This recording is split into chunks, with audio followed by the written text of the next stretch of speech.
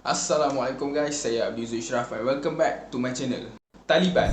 So baru-baru ni perkataan Taliban ni dia macam menjadi viral kat pelbagai media sosial kan. So kenapa Taliban ni dia menjadi viral dan kenapa pelbagai pihak duk cakap tentang Taliban ni adalah di Afghanistan, Taliban telah take over Afghanistan. Senang nak kata, mereka telah menjadi pemerintah dan menjadi kerajaan di negara Afghanistan. Tetapi kalau hampa tengok rakyat Afghanistan tu kan, mereka tak boleh nak terima kata Taliban tu menjadi kerajaan mereka. Hampa boleh tengok mereka lari daripada, mereka nak cuba lari daripada negara mereka. Ada yang gayut kat kapal terbang tu kan.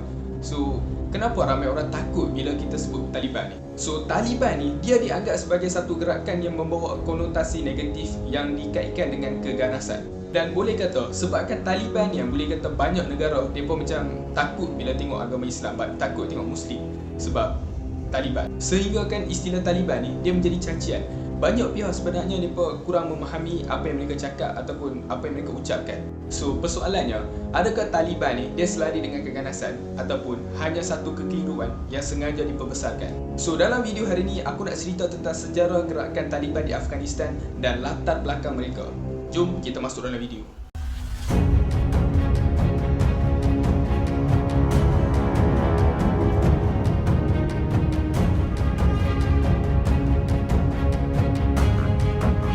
So apa tu Taliban? Taliban ni maksudnya sekumpulan pelajar, dan dua perkataan last tu, AM tu, yang tu diambil daripada sistem masyarakat Parsi. Gerakan ini dinamakan Taliban sebab ketika peringkat awal permulaannya, selain daripada disertai kumpulan penentang mujahid, gerakan ini turut menerima sokongan ribuan pelajar-pelajar madrasah yang terletak di sekitar Afghanistan dan Pakistan. So nama Taliban ni merujuk kepada pelajar, dia menjadi sangat sinonim dalam menggambarkan perjuangan mereka. Dan di sini bermula sejarah Afghanistan yang malang. Berikutan pendudukan Kesatuan Soviet ke atas negara mereka, pejuang-pejuang kebebasan iaitu kumpulan-kumpulan mujahid ini yang berhasrat membebaskan negara mereka mula mendapat dana bantuan daripada negara-negara anti-Soviet dan juga Pakistan bagi membolehkan agenda pemberontakan ke atas kerajaan Kesatuan Soviet. Kalau apa tengok Kesatuan Soviet ni kan, mereka berjaya menduduki Afghanistan selepas perang saudara antara ahli Parti Demokratik Afghanistan atau dipanggil sebagai PDPA. So mereka ni adalah sebuah parti komunis yang sangat rapat dengan kerajaan Soviet. PDPA membentuk kerajaan selepas insiden rampasan kuasa melalui taktik pembunuhan yang mengorbankan Presiden Afghanistan yang pertama, Daud Khan, pada tahun 1978.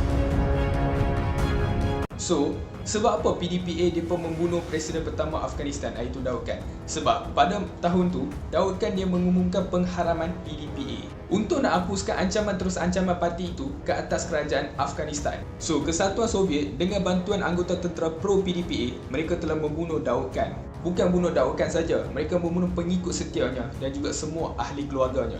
So benda ni telah membolehkan PDPA telah menguasai Kabul, iaitu ibu negara Afghanistan. Bagaimanapun, selepas memegang pemerintahan ke atas Afghanistan, pergelutan kuasa antara ahli PDPA mula berlaku.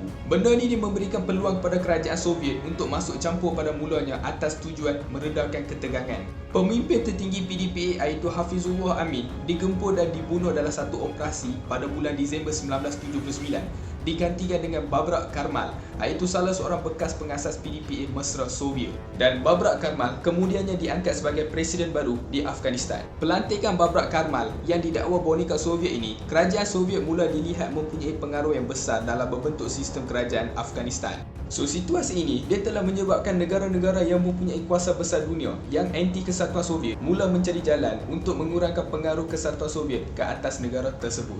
Gerakan Mujahid memulakan perang jihad secara kecil-kecilan. Mereka melancarkan serangan ke atas kerajaan Babrak Karmal. So kalau bertanya dari mana mereka ni dapat dana bantuan untuk peperangannya, mereka mendapat bantuan daripada Pakistan dan juga perisikan CIA Amerika Syarikat yang membolehkan kumpulan Mujahid ini memperolehi kelengkapan perang yang lebih baik. Babrak Karmal akhirnya dijatuhkan sendiri oleh Kesatuan Soviet selepas Soviet melihat Babrak gagal mentadbir negaranya dengan baik, dan dia digantikan oleh Muhammad Najibullah, seorang lagi bekas pemimpin PDPA yang mempunyai reputasi tinggi di kalangan pemimpin kerajaan Soviet pada tahun 1986.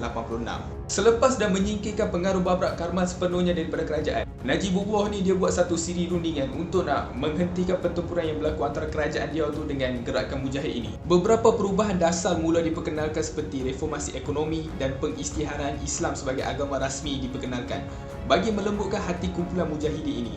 So usaha rundingan dengan kumpulan mujahid juga dimulakan dengan lebih kerap berbanding dengan era Babrak Karmal.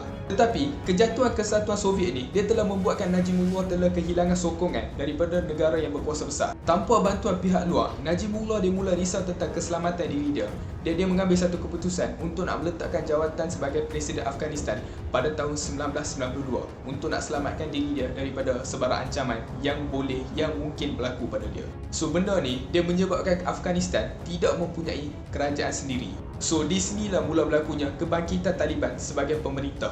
Ekoran wujudnya vakum kuasa pemerintahan. Kumpulan-kumpulan mujahid yang sebelum ini bersatu menentang pencerobohan kuasa asing mula berkelahi sesama mereka dalam merebut kuasa dan wilayah. Beberapa penambahbaikan reformasi ekonomi yang diperkenalkan oleh Najibullah ni mula hancur selepas dikawal oleh geng-geng mujahid ini. Ini menyebabkan dana bantuan yang mereka dapat daripada Pakistan dan juga CIA Amerika Syarikat ni mula dihentikan, memaksa mereka untuk berpecah belah untuk mencari dana lain untuk kekal menguasai kawasan mereka. Geng mujahid ni pun tiada pilihan yang lain. Bagi mendapatkan dana, kumpulan-kumpulan kecil ini mula memperkenalkan peraturan ketat seperti melakukan sekatan ke atas jalan raya utama di dalam wilayah dikuasai mereka untuk mendapatkan bayaran tol, dan juga beberapa pihak mula memeras ugut penduduk di kawasan mereka dengan ancaman sebagai usaha pengumpulan dana. Kelompok mujahid yang tidak bersetuju dengan apa yang telah berlaku kembali, mereka meneruskan pengajian mereka di madrasah dan tidak mencampuri pertelagahan yang berlaku hampir 2 tahun. Sekitar tahun 1994, muncul satu kumpulan yang diketuai oleh Muhammad Omar yang lebih dikenali dengan nama Mullah Omar. Nama dia mula menjadi terkenal di kalangan masyarakat Afghanistan kerana gerakan itu dikatakan mahu membawa perubahan dan menyatukan masyarakat Afghanistan yang berpecah belah pada masa itu. So Mullah Omar ni, dia ni pun salah seorang ahli kumpulan dalam gerakan mujahid yang terlibat dalam peperangan dengan Kesatuan Soviet yang masa Kesatuan Soviet menjadi pemerintah di negara Afghanistan. Mullah Omar ni, dia membawa satu hasrat, iaitu dia nak mengembalikan keamanan kepada masyarakat mereka dan juga dia nak melindungi kedudukan Islam di situ, dan dia membawa undang-undang syariah sebagai asas ikutan penduduk di situ. Dan di sinilah Taliban mula menguasai Afghanistan. Tak mau terlibat dalam pergelutan yang berlaku di kalangan bekas rakan seperjuangannya, Mullah Omar memulakan gerakan yang akhirnya akan dikenali sebagai Taliban pada tahun 1994. Hanya disokong oleh kumpulan awal 50 orang pelajar yang mahukan perubahan sahaja. Kalau banyak kumpulan ni, mereka tak perlu tunggu lama untuk mendapatkan sokongan daripada pelajar yang lain. Dan jumlah keahlian mereka bertambah mendadak sehingga mencecah belasan ribu tidak sampai dalam tempoh sebulan. Jumlah keanggotaan yang semakin ramai serta momentum pergerakan yang nyata makin kuat, Taliban memasuki Kandahar pada penghujung tahun 1994. Mereka berjaya membebaskan bandar tersebut daripada pergolakan. Penguasaan Taliban ke atas Kandahar menjadi titik tolak serta memberikan keyakinan usaha mereka untuk mengambil alih sepenuhnya pemerintahan Afghanistan yang ketika itu huru-hara dan mereka mampu teruskan. 2 tahun kemudian, pada bulan September 1996, ibu negara Kabul berjaya diambil alih oleh Taliban daripada pemerintahan Presiden Burhanuddin Rabbani. Kejayaan mereka, hampir 90% wilayah Afghanistan dapatkan mereka. Dan Mullah Omar dan gerakan Taliban ni, mereka mula memperkenalkan beberapa undang-undang yang akan mengubah cara hidup mereka. Undang-undang yang diperkenalkan oleh gerakan Taliban ni adalah muzik diharamkan dan golongan wanita tidak lagi dibenarkan berada di tempat awam. Sistem cukai dan zakat diperkenalkan. Kerajaan di bawah pimpinan Taliban ditubuhkan dan negara Afghanistan diberikan nama rasmi Emirat Islam Afghanistan. Dan Mullah Omar, dia memegang jawatan sebagai Amirul Mukminin, iaitu pemerintah tertinggi kerajaan tersebut. Kerajaan Mullah Omar ni, dia berjaya menstabilkan kawasan tersebut walaupun ketiga pemerintahan mereka. Hanya 3 buah negara sahaja yang mengiktiraf kerajaan baru ini, iaitu Arab Saudi, Emirat Arab Bersatu dan juga Pakistan. Bagaimanapun, Mullah Omar dia tidak dapat bertahan lama untuk berpegang kuasa ini. Kejatuhan Mullah Omar ni sangat berkait rapat dengan hubungan Osama bin Laden. Mesti hampa tertanya, Osama bin Laden pun ada dalam cerita ni ke? Osama bin Laden dia diburu oleh Amerika Syarikat pada masa itu dan dia mencapai satu perjanjian dengan Mullah Omar untuk mendapatkan perlindungan di negara Afghanistan. Tapi syarat yang ditentukan oleh Mullah Omar, Osama bin Laden haruslah menghentikan serangan ke atas negara Amerika Syarikat. Malangnya, insiden pengeboman kedutaan Amerika Syarikat di Afrika Timur yang didakwa didalangi oleh Osama bin Laden dan Al-Qaeda pada tahun 1998 yang menimbulkan konflik di antara dua tokoh ini. Tapi Afghanistan still duk support, still duk memberi perlindungan kepada Osama bin Laden walaupun dia duk terlibat dalam isu-isu macam ni.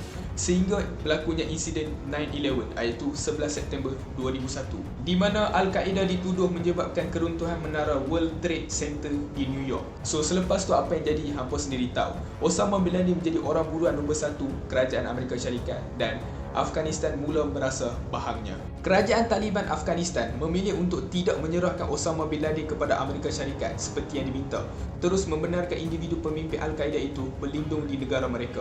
Tindakan ini telah menyebabkan Presiden Amerika pada masa itu iaitu George Bush, dia telah mengisytiharkan Taliban yang menguasai Afghanistan itu adalah musuh mereka. So sekarang apa fahaman kenapa banyak negara duk label Taliban ni sebagai pengganas. Dan pada masa ni, Operation Enduring Freedom telah dimulakan. Enduring Freedom ni, dia macam satu kempen anti keganasan lah. Sudah mempunyai alasan untuk menceroboh masuk, Amerika Syarikat mendesak PBB untuk meluluskan kempen anti keganasan ni ke atas Afghanistan. Desakan ini tetap diteruskan walaupun jurucakap Taliban menafikan penglibatan Osama bin Laden di dalam serangan tersebut. Kerajaan Afghanistan juga dituduh sengaja melindungi pengganas apabila mereka mengenakan satu syarat, kalau nak berbincang atau nak buat pembicaraan dengan Osama bin Laden, benda tu perlu dilakukan di dalam Afghanistan. Punyalah mereka nak lindung sangat Osama bin Laden tu kan. Pada 7 Oktober 2001, tak sampai sebulan berlaku insiden 9/11 tu, Amerika Syarikat mereka mula menyerang Afghanistan dengan kerjasama United Kingdom yang dilabelkan sebagai Operasi Enduring Freedom tu. Mereka mendapat bantuan beberapa kumpulan militer anti-Taliban yang berpusat di utara Afghanistan. Kumpulan tentera pelbagai negara itu menawan Kabul tidak lama selepas operasi itu dimulakan. Rumah Mullah Omar dibom oleh peluru jarak jauh dan telah mengorbankan anaknya yang berumur 10 tahun dan seorang pakciknya. Dan Mullah Omar dia tidak cedera teruk dan berjaya menyelamatkan diri dan menghilangkan diri dan tak pasti di mana dia sembunyi pada masa itu. Pemerintahan Afghanistan mula berpindah tangan kepada kerajaan sementara yang dituduh Mullah Omar sebagai kerajaan boneka Amerika Syarikat. Dia mengaturkan beberapa siri peperangan secara gerila untuk beberapa tahun selepas itu sebagai usaha merampas kembali kuasa. Mullah Omar dia meninggal dunia pada tahun 2013 dan kerajaan Afghanistan melaporkan pada tahun 2015. Dia meninggal dipercayai akibat penyakit tuberkulosis. Terdapat banyak pencanggahan serta kabar angin berkenaan kedudukan pusara Mullah Omar yang sebenar. Selain itu, masih ramai tertanya-tanya apakah yang berlaku pada selama dia menyembunyikan diri dan di mana lokasi di mana dia bersembunyi. So, yang inilah kisah macam mana gerakan Taliban ni boleh bermula. Sebuah gerakan yang kecil yang dimulakan oleh Mullah Omar dengan sokongan 50 orang pelajar atau Taliban yang terus aktif cuba merampas semua wilayah yang didakwa sepatutnya milik mereka tetapi telah dicuri oleh kerajaan palsu yang disokong oleh kuasa besar dunia. So, yang tu je guys untuk video hari ni. Aku nak tanya kat apa? Apa rasa sekarang ni Taliban dia menjadi pemerintah, dia menjadi kerajaan kat negara Afghanistan ni? Dan negara besar seperti China dan Pakistan sekarang ni duk support Taliban menjadi pemerintah kat negara Afghanistan ni. Hampa rasa ada tak motif sebalik dia duk sokong Taliban kat Afghanistan ni? Kalau hampa tanya aku rasa ya. Maybe China dan Pakistan ada motif sebaliknya mereka duk sokong Taliban dan Afghanistan. Aku rasa lah. Tapi apapun bila kita tengok rakyat kat dalam negara Afghanistan tu, memang kita rasa macam sedih sebab ada yang nak lari keluar daripada negara tu sebab mereka takut Taliban menjadi kerajaan kan. Dan banyak rakyat tu buat protes kata kami nak kerajaan lama, kami tak mahu Taliban.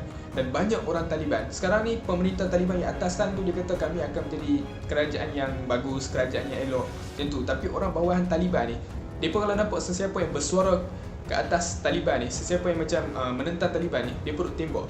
So video tu semua available kat internet dan kita boleh tengok ramai yang nak lari daripada negara Afghanistan ni kan. Mereka pegang roda kapal terbang tu. Bila kapal terbang take off, roda tu masuk dalam, ramai orang jatuh bawah dan meninggal, ramai orang mati. So memang rasa sedih bila tengok video macam tu kan. So apa pendapat apa bila Taliban menjadi pemerintah, Taliban menjadi kerajaan di Afghanistan? Adakah benda tu okey atau tak? Komen kat bawah. So nanti aku jumpa dengan video lebih menarik. Kalau apa suka video ni, like video ni. And kalau apa belum subscribe channel ni, please subscribe channel ni. So nanti aku akan jumpa dengan video lebih menarik. Terima kasih. Ciao.